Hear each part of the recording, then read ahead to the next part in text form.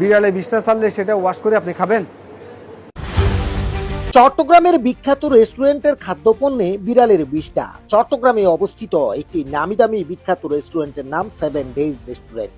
লোভনীয় খাবার আর মনোমুগ্ধকর পরিবেশের জন্য স্বল্প সময়ে সুনাম কুড়িয়ে নিলেও আজ ভোক্তার অভিযানে রান্নাঘরে দেখা গেছে ভিন্ন চিত্র। বলা যেতেই পারে উপরে ফিটফাট, ভিতরে সদরঘাট।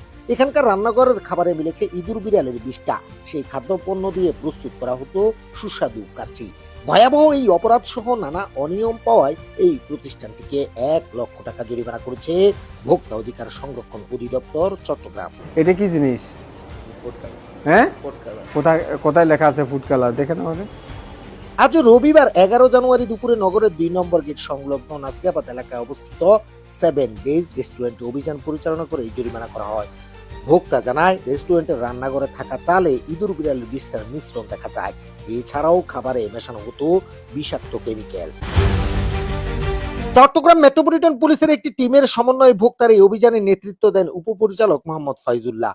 উপস্থিত ছিলেন সহকারী পরিচালক আনিসুর রহমান, সহকারী পরিচালক মাহমুদ আক্তার, সহকারী পরিচালক রানা দেবনাথ। আপনার এই কাজটা ঠিক হলো না। রায়হান হোসাইন, আপনার প্রথম কণ্ঠ, চট্টগ্রাম। পরিচ্ছন্নতা একটু